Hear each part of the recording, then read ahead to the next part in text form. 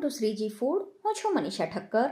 આજે આપણે રૂટીનના મસાલાથી એકદમ સરસ મજાનું ટેસ્ટી અને મસાલેદાર કોરું બટાકાનું શાક કેવી રીતે બનાવવું એ જોઈશું. આ શાક ખૂબ જ ટેસ્ટી બને છે. સાથે જ આ શાક બનાવવા માટે આજે હું તમને એકદમ સિમ્પલ અને સરળ મેથડ બતાવવાની છું, જેનાથી તમે ખૂબ જ ઓછી મહેનતમાં આ ટેસ્ટી શાક બનાવી શકશો. તો ચાલો આને બનાવવાનું શરૂ કરીએ. આ શાક બનાવવા માટે જે નાની સાઇઝના બટાકા આવે છે એ યુઝ કરવાના છે. તો અત્યારે જે બટાકા આવે છે એના ઉપર આ રીતની સ્કીન હોય છે. તો તમને આ બટાકા મળે તો તમે આ પણ લઈ શકો છો, કેમ કે આ એકદમ પાતળી છાલના બટાકા હોય. પણ આ રીતના જો બટાકા ના મળે તો નોર્મલ જે પણ બટાકા તમને મળે એ તમે લઈ શકો છો. તો અહીંયા મેં 1 કિલો બટાકા યુઝ કર્યા છે. તો બટાકાને પહેલાં તો આપણે છોલી લેવાના છે. આ શાક જો તમે બટાકાની છાલની સાથે બનાવો તો એનો ટેસ્ટ ખૂબ જ સરસ લાગે છે. પણ ઘરમાં જો બટાકાની છાલવાળું શાક ખાવું પસંદ ના હોય તો બટાકાને છોલીને પણ આ શાક બનાવી શકાય. તો અત્યારે હું આ બટાકાને છોલીને જ આ શાક બનાવવાની છું.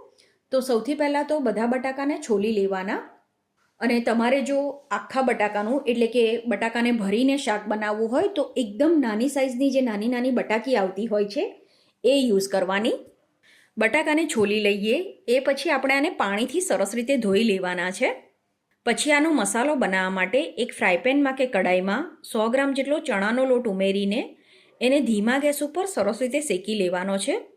તમે જ્યારે પણ કોઈ ભરેલું શાક બનાવો ત્યારે ચણાના લોટને કાચો યુઝ કરવાના બદલે એને આ રીતે કોરો શેકીને પછી એમાં યુઝ કરશો તો એનો ટેસ્ટ ખૂબ જ સરસ લાગતો હોય છે. તો તમે જરૂરથી ટ્રાય કરજો.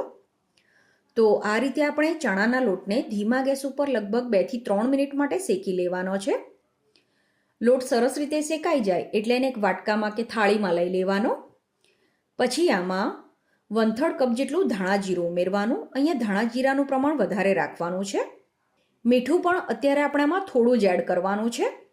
પછી 2 ચમચી જેટલું કાશ્મીરી મરચું ઉમેરવાનું.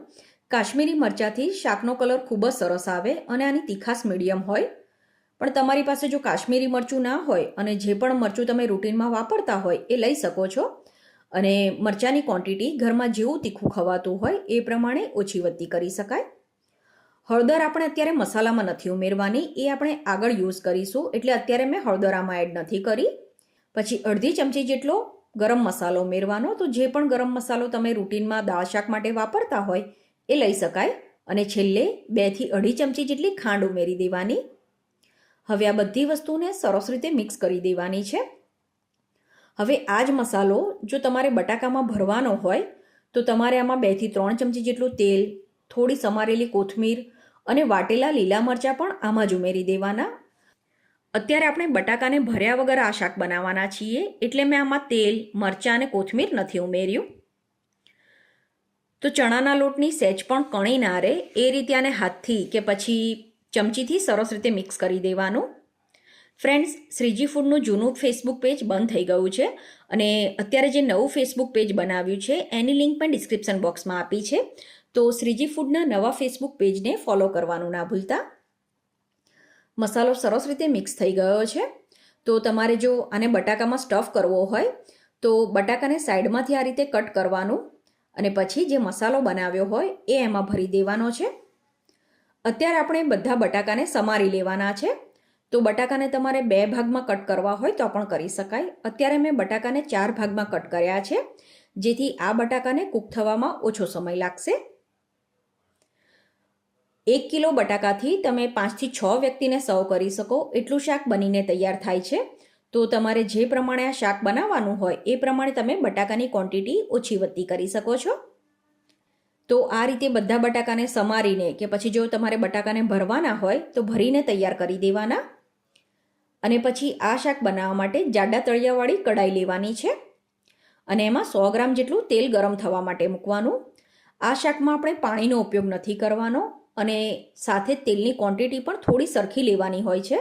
પણ તમારે ઓછા તેલમાં શાક બનાવવું હોય તો તમે તેલની ક્વોન્ટિટી ઓછી કરી શકો છો. તેલ ગરમ થઈ જાય એટલે આમાં અડધી ચમચી જેટલી રાઈ ઉમેરવાની.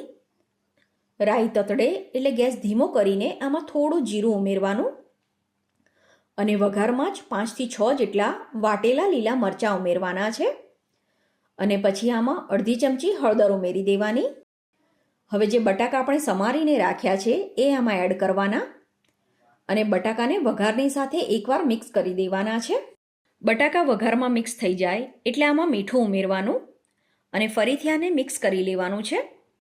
આપણે અત્યારે બટાકામાં મીઠું ઉમેરવાનું હતું એટલે મસાલામાં આપણે થોડું જ મીઠું એડ કર્યું છે.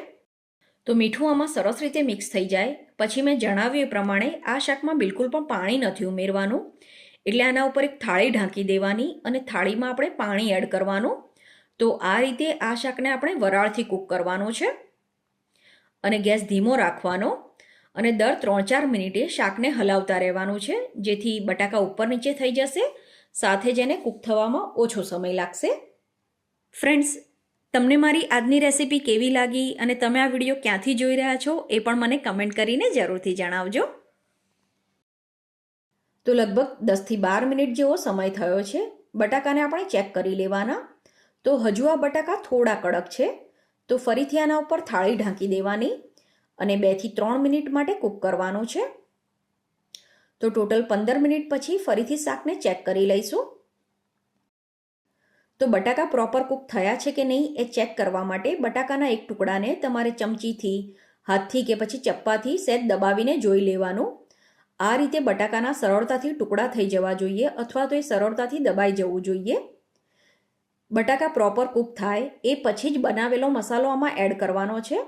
તમે જે બટાકા યુઝ કર્યા હોય એ હજુ પણ તમને કડક લાગતા હોય તો ફરીથી ઢાંકણ ઢાંકીને કે થાળી ઢાંકીને આને 2થી 3 મિનિટ માટે કૂક કરજો અને બટાકા પ્રોપર કૂક થઈ જાય એ પછી જ મસાલો એડ કરજો. તો બધો મસાલો આમાં એડ કરી દઈએ. પછી આને ચમચાના બદલે તવીથાથી આપણે હલકા હાથે મિક્સ કરીશું જેથી બટાકાના ટુકડા મેશ ના થઈ જાય. તો મસાલો આમાં સરસ રીતે મિક્સ થઈ ગયો છે. હવે આપણે થાળીની ઉપર પાણી નથી રાખવાનું, ફક્ત થાળી ઢાંકીને કે ઢાંકણ ઢાંકીને અને ધીમા ગેસ ઉપર હજુ 2 મિનિટ માટે કૂક કરીશું જેથી મસાલાની જે પણ ફ્લેવર છે એ બટાકામાં સરસ રીતે આવી જાય. 2 મિનિટ પછી થાળી હટાવીને આપણે આના ઉપર ઝીણી સમારેલી કોથમીર એડ કરવાની અને હવે ગેસ બંધ કરીને શાકને ઢાંકીને આપણે રહેવા દઈશું. જો તમે ટ્રેડિશનલ મેથડથી એટલે કે નાના નાના બટાકાને ભરીને આ શાક બનાવતા હોય તો 1 કિલો ભરેલા બટાકાનું શાક કૂક થવામાં 40થી 50 મિનિટ જેવો સમય લાગી જતો હોય છે.